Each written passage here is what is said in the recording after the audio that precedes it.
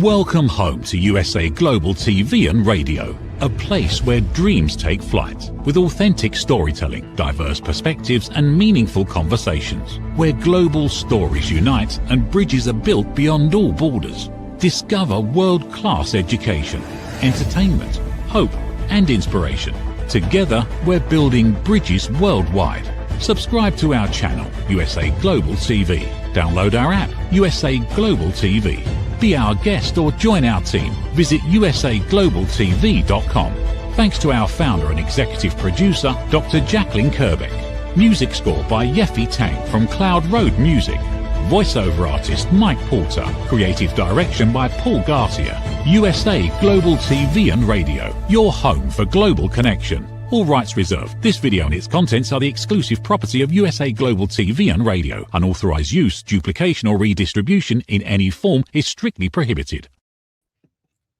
Good morning, good afternoon, and good evening. Welcome home to USA Global TV and Radio, where we proudly provide world-class education, entertainment, hope, and inspiration. My name is Dr. Jacalyn Kerbeck, and it is my pleasure and honor to welcome you today to A Woman's Prerogative. Our topic today is how we cope with adversity. We all have to face challenges in life. Sometimes they're expected or unexpected. How do we show up?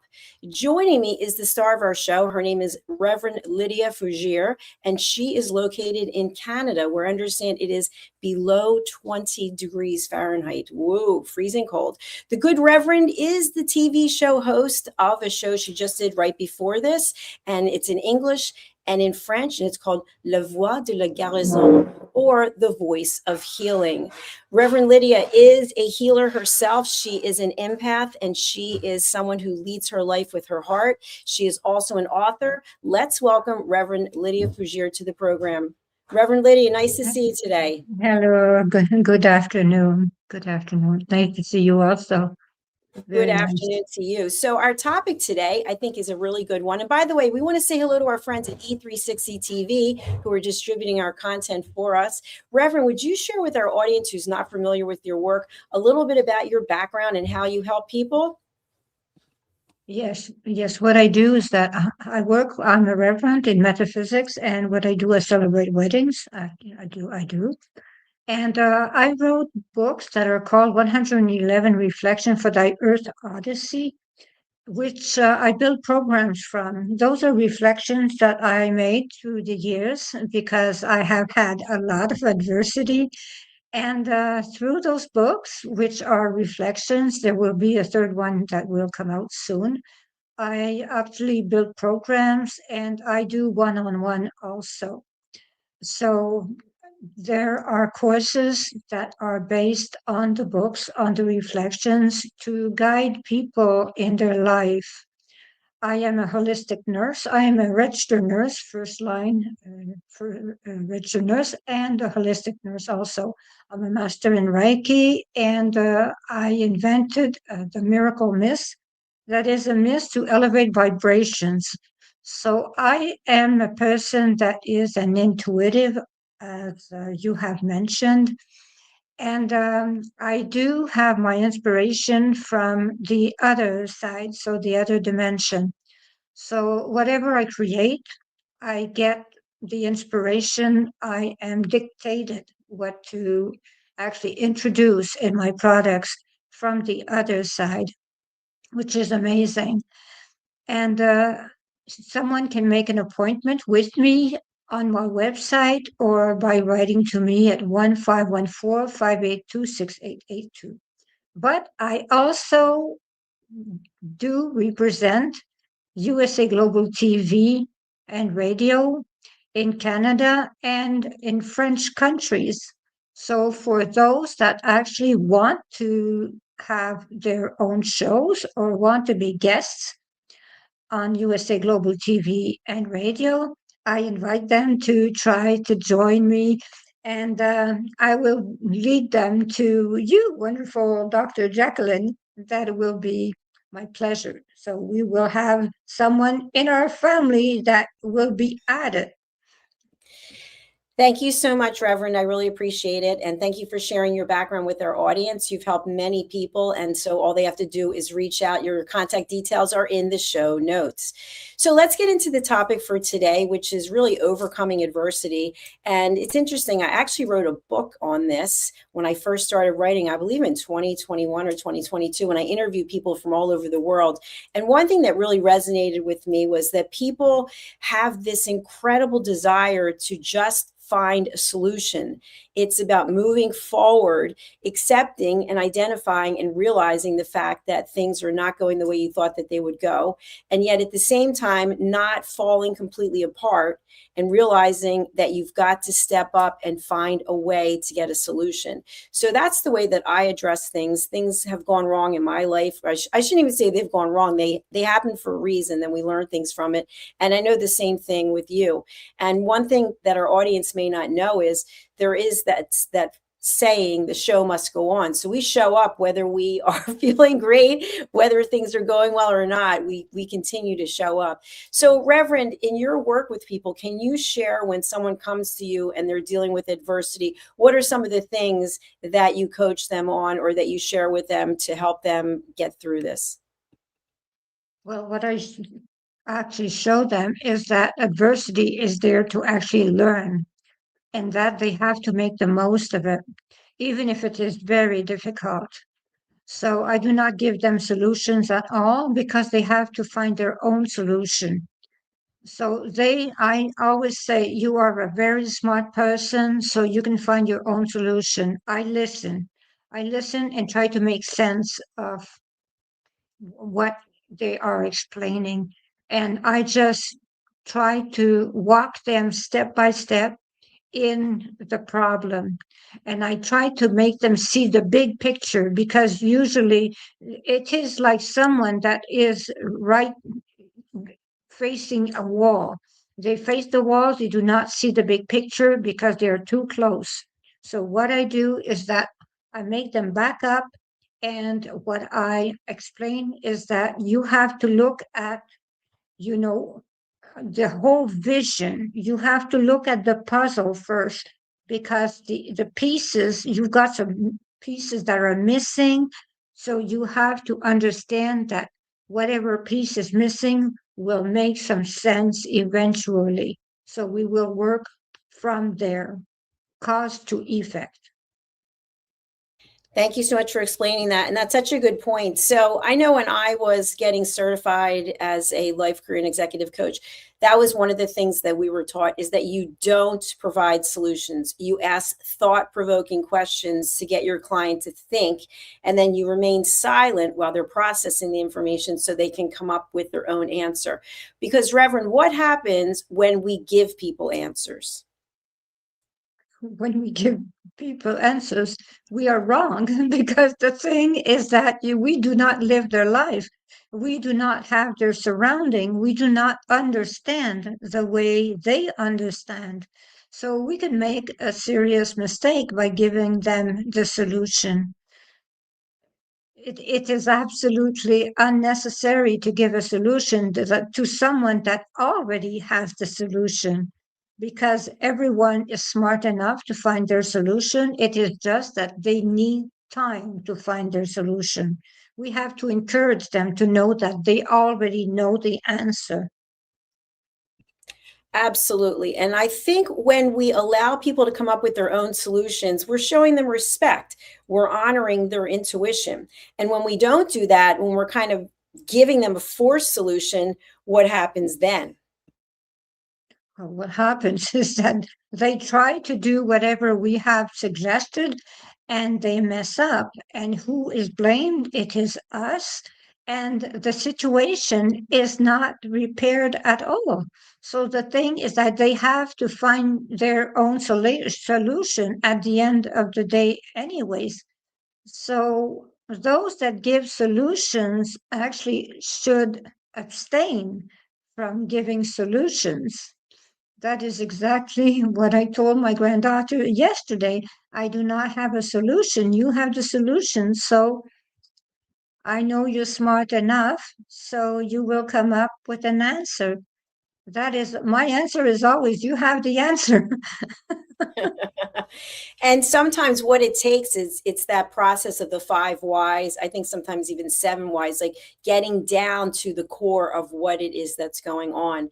Now, sometimes we as humans will play the woe is me card.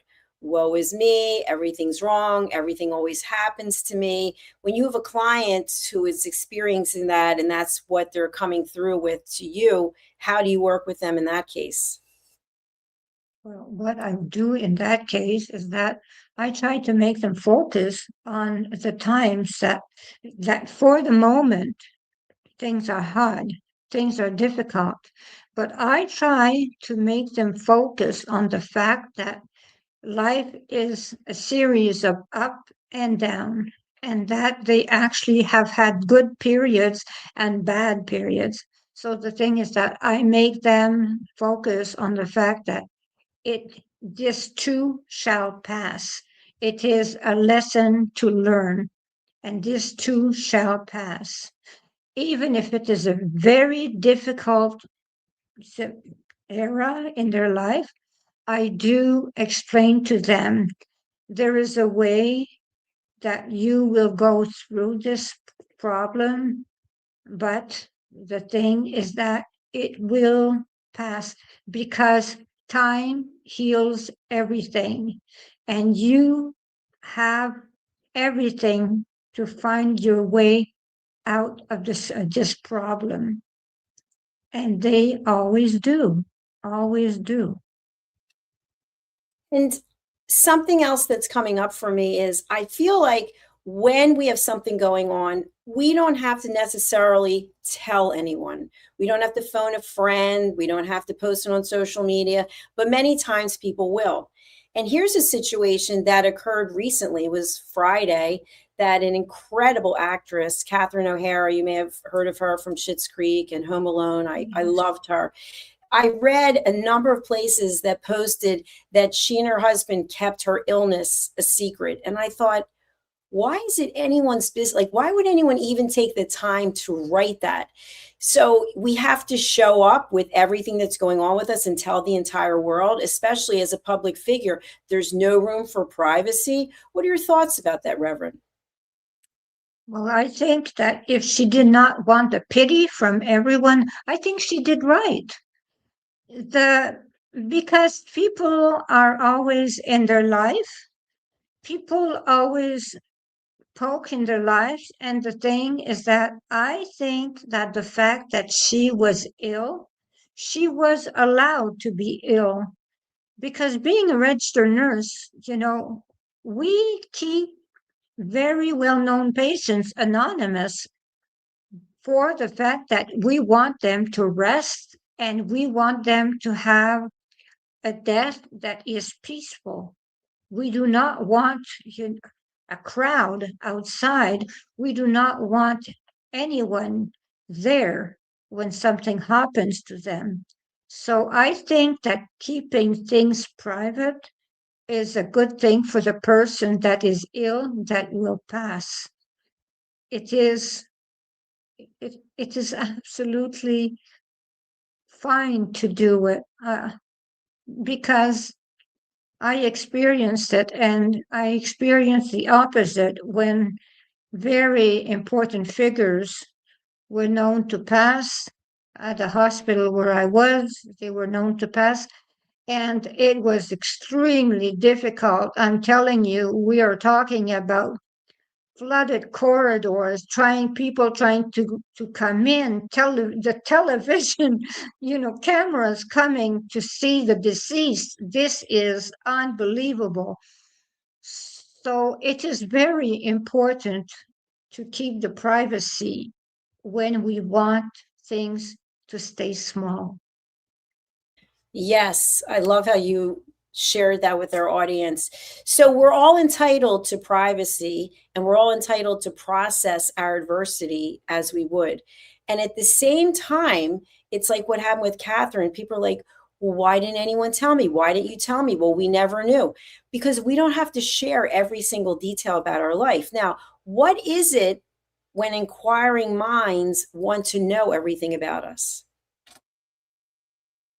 it is not their business. It is really not their business because it all depends on the position the person has. So the thing is that, it is not our business. Here in Canada, we are very private people, I would say. We are very secretive, very private, and we think like that. And I used to have trouble understanding what it was about people wanting to know everything was happening in Hollywood and all those magazines that were around. I did not understand any of that before because I did not think that the fact that a star was a star, that they had to actually explain everything to the public, just like you see all those reality shows. In my opinion, they are completely ridiculous. Why would someone follow someone day after day, minute after minute? I do think it is like that. Reality shows are ridiculous for me because they pry. That is the way it works for me. So why don't they let alone those people that are doing some great work, movies? Why do not they let them alone in their private world when they are very good actors, good actresses? Why do they not let them alone in their private life? Because it does not change a thing to their career. If you know that, I do not know, if you know that they went in Paris to a restaurant, who cares? Who cares? That is the way I see things. As long as they do good movies and they are good people, the important thing is that they are good people because we have to set an example. So we have obligations, that is for sure.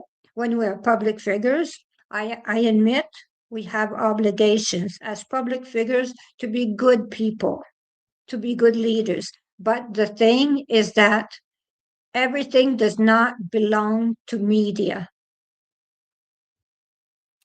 Yes, the thing with the media, and I've noticed this, is I'll be looking at Instagram and all of a sudden I see a picture of two movie stars and the camera's like zoomed in. I think, why don't they just leave them alone? Because they get paid. They get paid to take photographs of people. That's their job. And something that I've read, that I forget which A-list celebrities were interviewed, and they said they realized that that's part of what they sign up for. They're in the public domain, and so they realize that their privacy comes at a cost.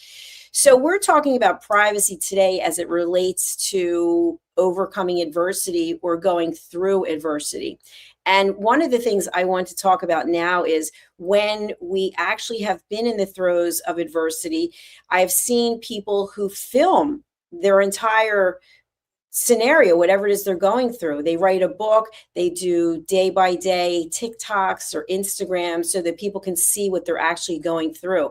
So what are your thoughts as someone who works with clients to help them find their peace and actually to help them understand their own why? Is this a methodology that is healthy if you actually maybe have a film crew following you around, documenting what it is that you're going through? Well, it could be good if actually people learn from what you are doing. If it helps others understand something, a disease, whatever, if it does help, I think it is a good idea. But the thing is that if it actually is something to actually give you an image, that give you some kind of image that boost your ego, I do not think it is important to have everything. I know some people that actually everything they do is online. Everything, whatever they eat, whatever they do, whatever, everything is online. But the thing is that having a TV crew follow you around, doing everything with you, That is, I would say, a little exaggerated, because the fact is that you do not, I'm not talking about you, Dr. Jack. The person actually does not represent reality as such. So, why do they call those reality shows? By following people that are going through all kinds of things, when actually this is not the reality of anyone else. So why would they call that reality shows when it's no one's reality? So I do have trouble understanding that adversity that is filmed over and over and over again does not help others that go through adversity. Yeah, I think there's a fine line, and I've actually talked about this on some shows in the past. There's a fine line in coming forward and sharing your story and then reliving it every single day. So we've had some people who have been on here who have had horrific things happen to them. And I would ask them, how do you continue to move forward when your entire platform is based on the loss that you suffered? And it's tough because they're constantly having to retell the story. And it could be suicide, it could be someone who was kidnapped. I mean, we've had all kinds of people on with different stories. And I think it does get to the point where it really starts to wear them down. And the other thing is, we've had people on who were given a diagnosis of a disease and were given a certain amount of time left to live. And they've been documenting it, they've been filming it throughout the course of time, and the one person's 3 years later, they're still going strong. But they actually will have a camera crew come into the doctor's office and film their surgeries or their procedures, and it's gotten to the minutia of what it is that they're going through, how many times they go to the bathroom, like all these things. And so I do wonder if there is a boundary where it's no longer helpful and maybe it's too much information. I don't know. I'm not making a judgment. I'm just chatting with you about it. When is too much information versus just enough? You are right, because too much information is like not enough, because sometimes it is like it goes on and on and on and on, because everything is, repeats. When a person is sick, well, the thing is that they have medication, they go to the washroom, they eat, they go see the doctors, and so on and so forth. Yes, there is a constant battle. I do understand that. But at the same time, there are ups and downs. So the thing is that, filming them all day long and watching whatever is happening to them is actually something that is depressing to the people that actually are watching, because they actually are preparing themselves to be sick. It is as silly as that. The thing is that it is, you you have a mindset to be ill when you constantly watch illness. So you have a mindset that goes on about illness. Just like when people face cancer, there are two there are two schools of thought. Okay, you do chemotherapy, so on, and then you go in those groups and these cancer groups and whatever, and then you follow everyone that has cancer. This is one school of thought. Another school of thought is that, yes, you do your chemotherapy, you do whatever you have to do, radiotherapy, whatever, but at the same time, you watch funny movies, you go out, you do all kinds of things to keep distracted, that the disease actually does not take over your life. I am for the second option, because I was in a position where I was extremely sick, and I decided to take the second option. And that is why I can talk to you right now, because I am alive now. Because I decided that the second option was the option for me, the positive one. So there are two schools of thoughts, and I opted for one, but I do not say the other one is bad. It is a choice. There are two choices. That is all. It's to each their own. And that's what I really celebrate is the fact that we get to make choices, that we have those options.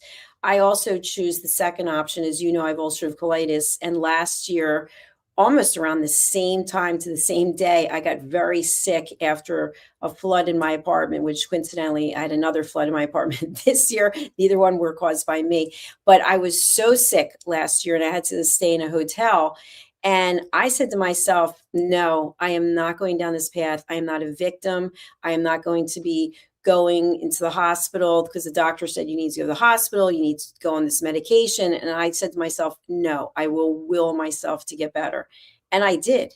And thank goodness I've been better ever since. Because if you surround yourself with negativity, if you're watching the commercials all the time, there's a commercial for ulcerative colitis, and it's exactly what it looks like. It's like you no longer are managing your life. The disease is managing you, and you're canceling all these things.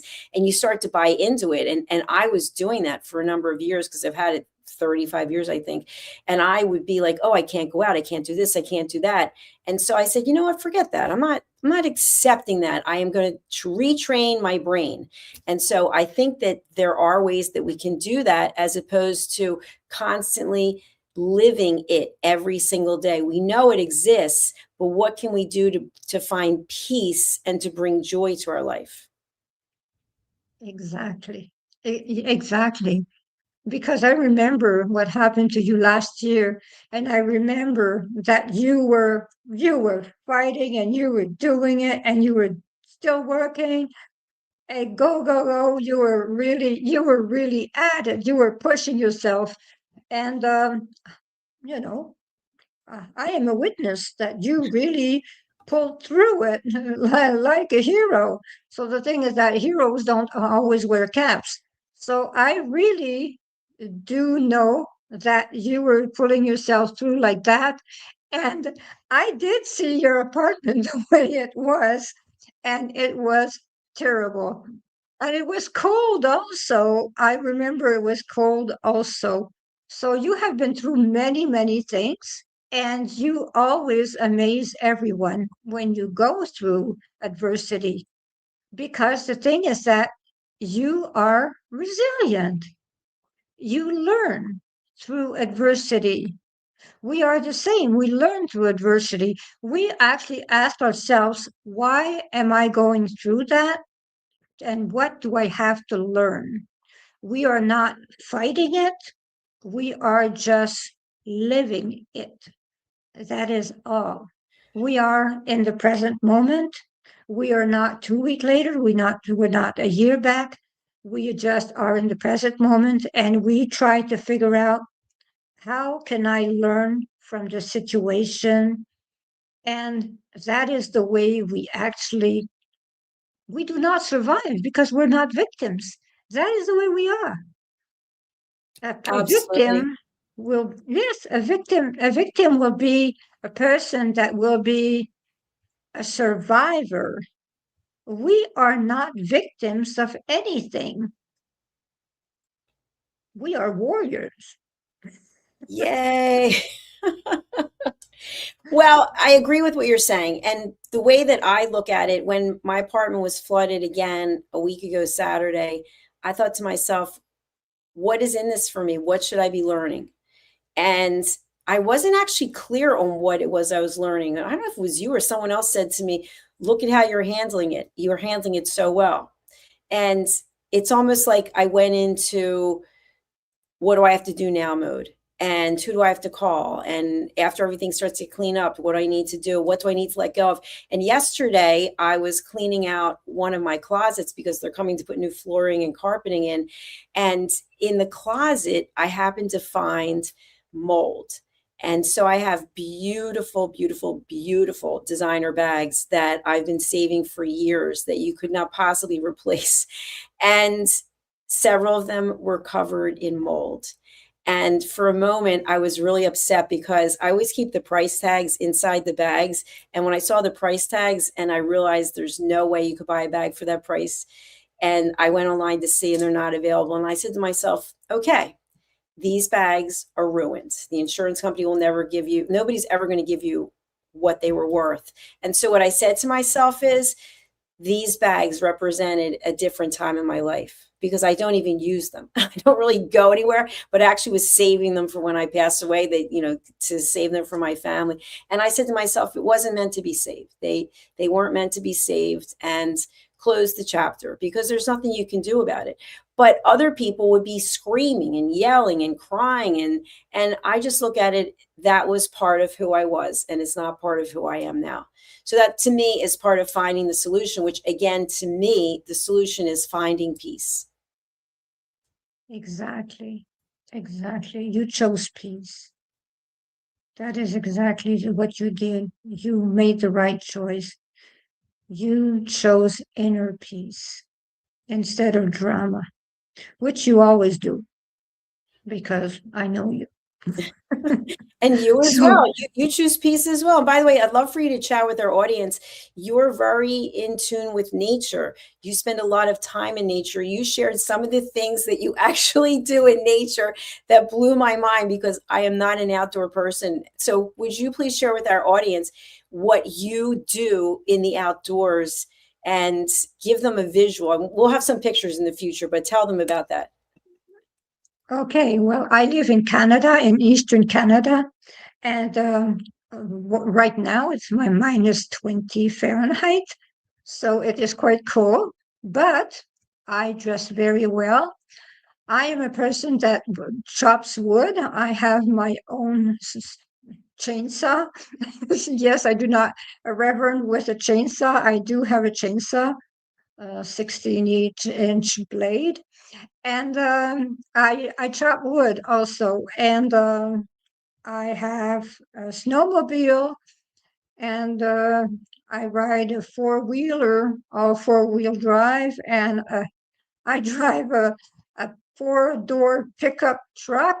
That is my vehicle. And I go outside and I feed the deer. I do that every single day, 3 times a day. And I pat the deer. And I have a wild raccoon. That is my pet. Now he's in the forest. He went to hibernate, but he will be back in the spring because that is the way life is. I respect his needs. So that is pretty much the life that I live here. I live a life where I am on a land of 53 acres, where there are, everyone knows everyone, and we are happy. And the house has 5 bedrooms, and guests come, so friends come, and we're happy to have them. And I live the happy life. I am a person that am very happy. And the thing is that is why I do programs, because I live a happy life and help people actually reach that heightened, elevated life, that you do not need all that, but at the same time, that happiness is inside. And that is the way it goes. So through my books, through everything that I do and I teach, what I do is that, I live a life that is totally, totally insane at the same time, because Dr. Jacalyn, she cannot believe I'm outside at minus 30. But the thing is that, I decided to live a life of peace, and peace and quiet, and a life of love, where I have a spouse that is exactly like me, and he is a peaceful person, and we share that passion for the outdoors. And we actually send love everywhere on earth because we have enough for everyone. So that is why I am a healer, a medium. I can do healings from the distance to everyone. Actually, I have something like seven appointments this week to do distance healings, and they are 1 hour each. And I have really good results with people that have amazing conditions that actually I am so happy.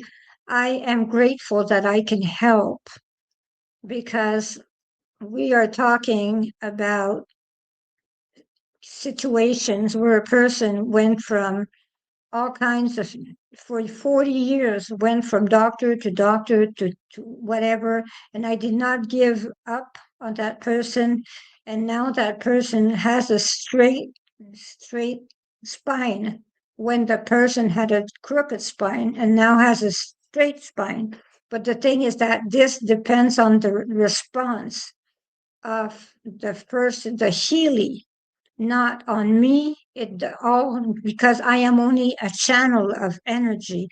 So the spine was extremely crooked, and now the spine is straight. But as I say, I am not a miracle worker.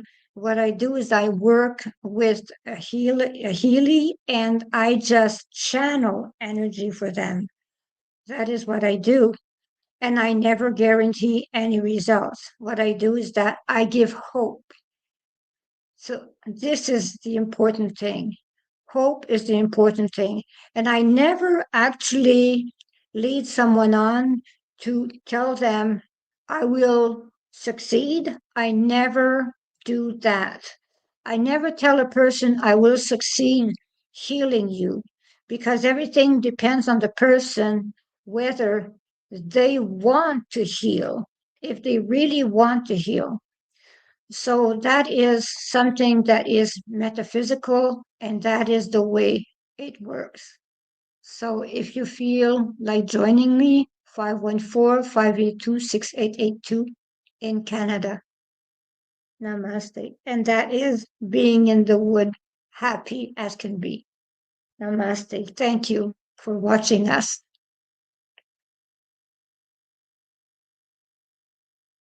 Thank you so much, Reverend Lydia. We're coming to the end of our show. I'll let you close us out. Thank you so much for having me, and I look forward to seeing everyone again soon. Well, thank you so much, because the doctor, that Jacalyn, is the one that opened the show. I have to admit, I have a cold, and she offered to open the show, and I was very grateful. I'm always grateful for what she does for me, because Dr. Jacalyn is a very amazing woman. So I do appreciate, and if you want to learn elevated listening, I do recommend for you to buy her books that are on Amazon also, and take her courses, because she teaches elevated listening. So please join us at USA Global TV and radio, and you will be quite happy. And please purchase Dr. Jacalyn Kerbeck's books. You will never regret buying her book, because you will learn a lot from her knowledge. She is an incredible, intelligent person that will really teach you a lot. So thank you for being here, and goodbye. In a noisy world, true connection begins with listening. Elevated listening transforms every conversation in just 5 simple steps. Pause and breathe. Set your intention. Listen with curiosity. Reflect back. Agree on one next step. Join the Listening Mentor on Let's Finally Talk with Dr. Jacalyn Kerbeck, the Listening Mentor, where we help you find inner peace, one conversation at a time.